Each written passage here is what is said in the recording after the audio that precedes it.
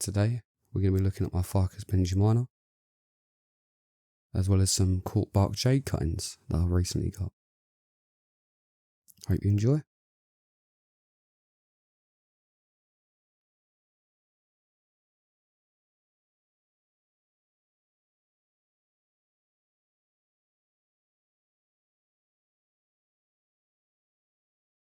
Well then, here we are.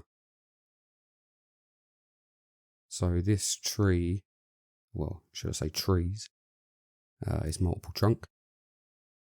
I actually bought from, I want to say, I think it was the Range, funny enough, which used to be Wilkinson's, which used to actually sell some quite good tropical species actually. They've had Portugal in there before, and all sorts of ficus. But yeah, so this was originally part of 5, I think. There was 5 different trees or trunks in a pot. And my idea of it was a fusion, so I got this idea off of YouTube about a year and a half ago. I see a guy in America, just all he does is basically try and fuse ficus together, which is quite interesting. So yeah, one quick way to make a bigger trunk is to fuse loads of little trunks together. This has been through a couple of wars. So as I said, there was 5 trunks, there's now only 2. The other 3 all died off after cutting back, and I didn't really understand this species compared to normal ficus. I say normal ficus, like microcarpa, tiger bark, yeah.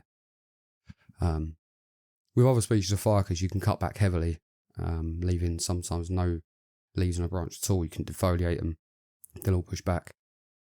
With Benjamina, if you leave no leaves on a branch, it usually dies off, which you can see here in that bottom right branch. So yeah, taking some learning to get used to this.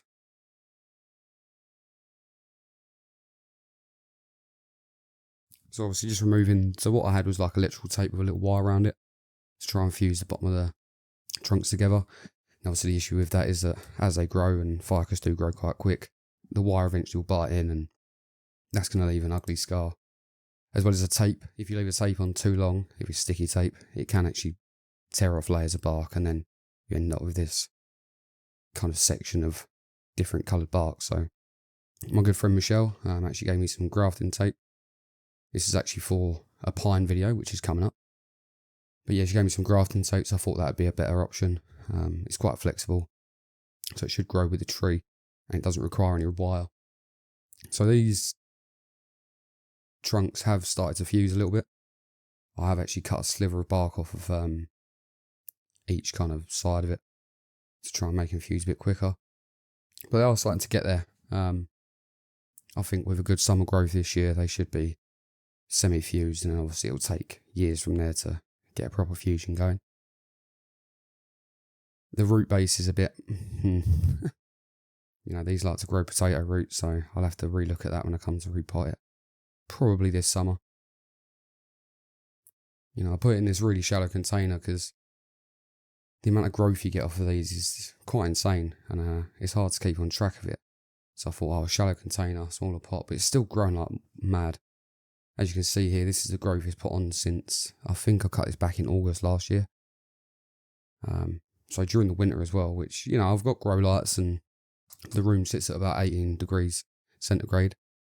I don't know what that is in Fahrenheit for you Americans. But yeah, it sits at about 18 C, so obviously it is kind of growing conditions, but you'd think that it'd actually need some proper sunlight to get going, but as you can see, it keeps on pushing out.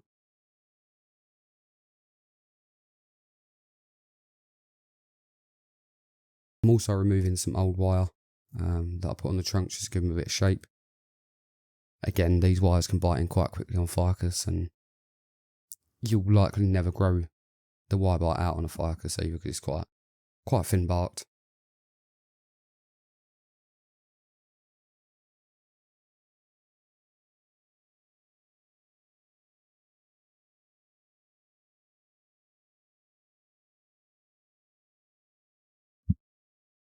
So yeah, it's an all-in-one video really, addressing the fusion at the bottom there, addressing the wiring and the styling, and there is also a cutback coming. So you can see I'm adding a little bit more graft tape because I want it to fuse a little bit higher up the trunk. I don't want it to just be fused right at the bottom. I kind of want them two trunks to fuse up until they start splitting off and branching.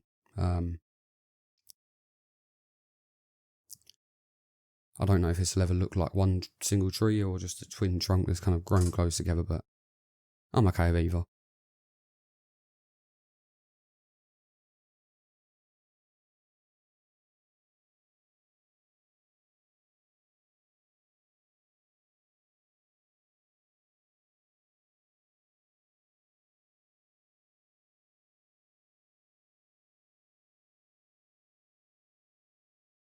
As always, and as you saw probably at the text at the beginning of the video there, if you're new to the channel and you like what you see or you want to watch some other videos maybe, please give me a subscribe or a like or a comment.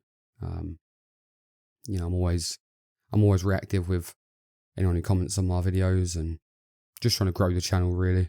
Try and inspire more people and get out there a bit more really. So as you can see, I'm starting the cutting back process. Now I will kind of skip through a bit of this video because otherwise it would go on quite a long time. I like to spend quite a lot of time on my trees. I don't try and do anything too quickly. I do spend a couple of days thinking about the video before I go into it as well. So although sometimes it looks like I'm hacking a tree back, I've taken a lot of thought and I've already kind of decided which branches I'm going to use and not use. So this is kind of styled in like a natural kind of ficus way. And when I say natural, I visited Pula, which is in Sardinia, which is like an island off of Italy, a couple of years ago now, and I still remember when I come out the train station. I'll try and find the picture if I can. I'll put it up. When I come out the train station there was a big old ficus right in front of me, and it had this kind of really like thick kind of root base, and then it kind of went slender. And there was just branches just in all directions, and I don't know if it was actually a twin trunk, but scale wise it was really tall compared to thickness, so that's kind of what I've gone for with this tree. And although the one I saw had, you know, aerial roots that were just dangling like ropes basically, like you could have hung off them. I don't know if I'll get this off of this. I don't even know if Benjamina do aerial roots, but at least I can try and recreate the shape a little bit. You know, it's what kind of makes bonsai a special art in a way, because not only is it a living art where it keeps on changing, and you know, it isn't like a drawing where you draw it and then that's it, you put it on a wall kind of thing. It's imagine a painting where the paint constantly moves around and the canvas gets bigger or smaller, and it's not only just that part, it's also that in the artist's eye of the person who's creating the bonsai, it's what you know as trees or what you think trees look like. You know, an oak to me might be a completely different oak to an oak in someone in Spain or different countries, and it depends obviously where you live and what your kind of experience has been with trees, I suppose.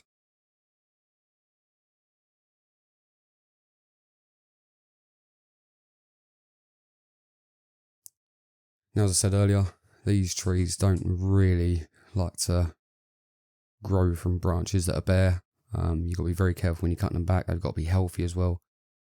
And that's why I kind of let this one go wild until this point. You know, I'm talking like 4, 5, 6 leaves that are new as an extension, and then you can cut back. And also with the cut back here, obviously I'm making sure that I leave a couple of pair of leaves on most branches, unless I can already see a new bud or a new shoot coming out of the base of a leaf already. I don't want to be losing any more branches than what I already have, and I don't want to be taking too much energy away from the tree, you know, because the fusion part, I'm pretty sure if I left this to grow wildly for, I don't know, maybe a year, it probably would fuse quite easily, because obviously all that growth is going to feed energy into the trunk itself. My issue with that one is that I don't have much space, and this is kind of shading out other trees that I've got indoors in my grow lights. If I had a bigger space indoors, then I wouldn't really mind. I'd let them grow and grow and grow.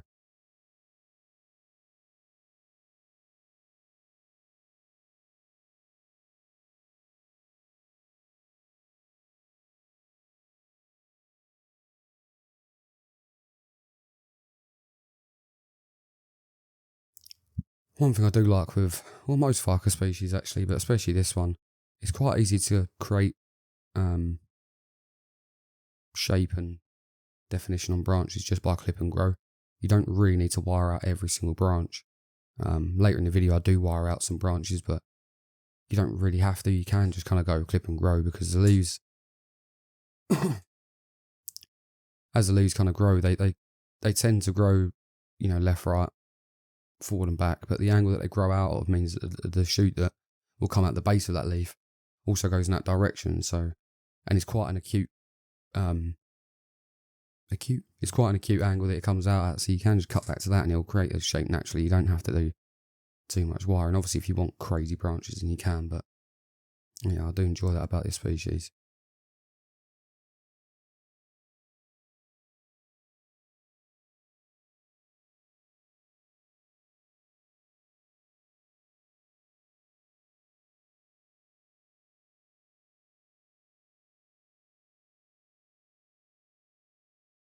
So then, just to break up some of the monotony of watching me clip this tree, I recently purchased 10 Brazilian rain tree seeds from America, because they're the only place I could get them from, which is a certain species. I can't actually remember the name of it, but I'll put it up on the screen. I'll remember to do that.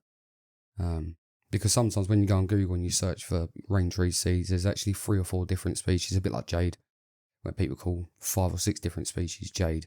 But obviously if you're after a Portugal Cariafra, very different to a money tree, let's say, or Crassula rivata. But yeah, so with that I had to make sure that I was actually getting the right species. And that's because this species is actually better for bonsai. The others are more like tamarind kind of vibes. But yeah, I've been after Brazilian rain tree for God knows how long, and trying to buy a mature one in the UK, it'll set you back £200 to £300 sometimes. And that still isn't even that big of a tree. That's for a Mame/Shohin size tree. For £300, obviously, you know, with this channel we try and do things on the cheap. Not saying I won't eventually get more expensive material as time goes on, but try and keep it as cheap as possible. So yeah, 10 seeds from America, cost me £25, which kind of contradictive to what I just said then about the channel being cheap. I'd say £25 for 10 seeds is quite expensive, you know, £2.50 a seed, but bearing in mind that I think £17.50 of that was actually the shipping coming all the way from America. But they turned up within, I think, about a week. Yeah, they turned up, and you know, I made sure I'd done some research. I actually bought some seeds. I didn't buy any seeds, sorry. Michelle gave me some seeds last year, but I think it's a different species anyway. But she gave me 10 seeds last year, and I tried to do it in the middle of winter. Didn't really know much about the species, so I just kind of planted them as normal kind of seeds, and they all failed, unfortunately. One did kind of get growing, and then it just kind of flopped. We use scarification on Brazilian rain trees seeds to get them growing quicker, and I scarified the wrong end, and then the root was trying to grow up in the air, and it was a complete mess. But yeah, so after doing my research this time, I planted up 5, so I've still got 5 spare, because I thought we're still at the end of winter. You know, spring hasn't officially kicked in yet. But I've given it its own dedicated grow light.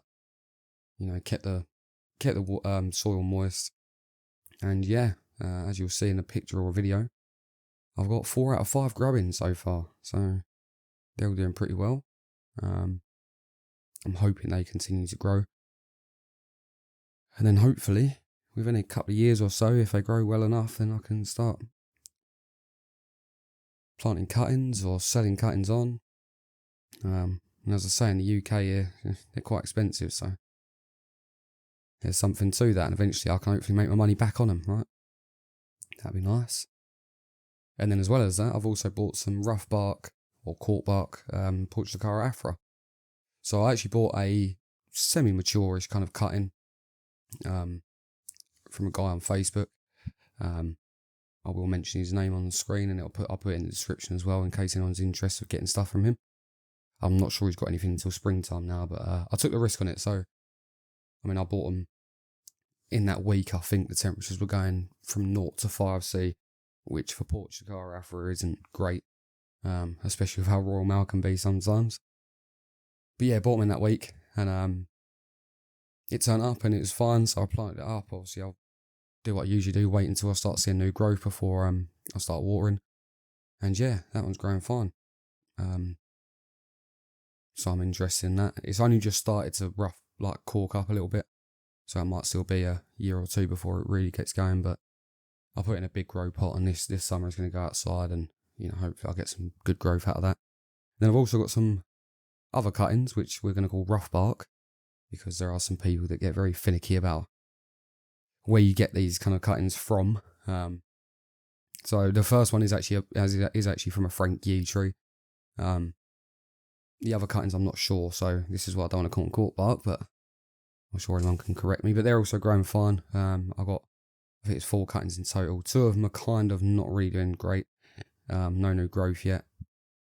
But the other 2, the bigger ones, let's say, are pushing out fine. So again, hopefully within about a year I'll have some cuttings from them, and then I can kind of crash the market in the UK on them.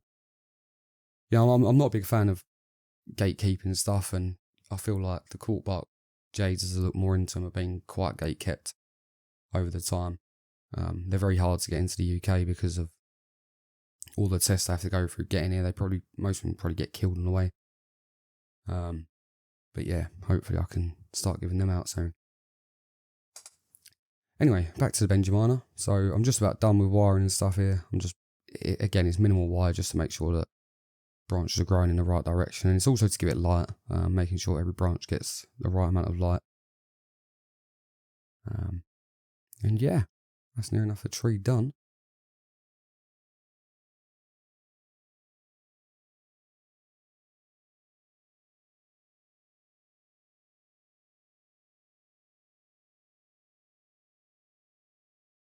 Any thoughts or opinions, please leave a comment below.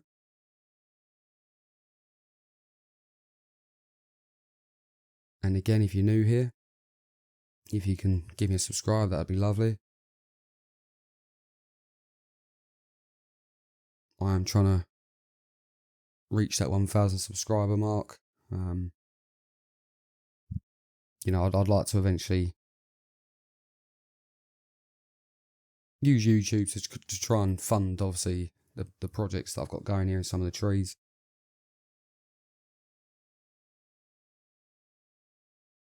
And eventually, as I say, although still keeping it kind of cheap, I would like to buy some more expensive material and work on some more mature trees as well.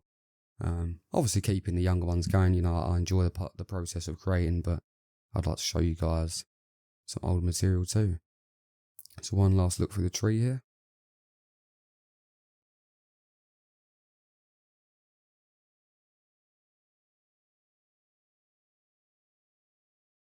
And that wraps us up with this video. Once again, if you like the content, you'd like to see more, please like, subscribe, and hit that bell notification for future videos. I'll see you again soon.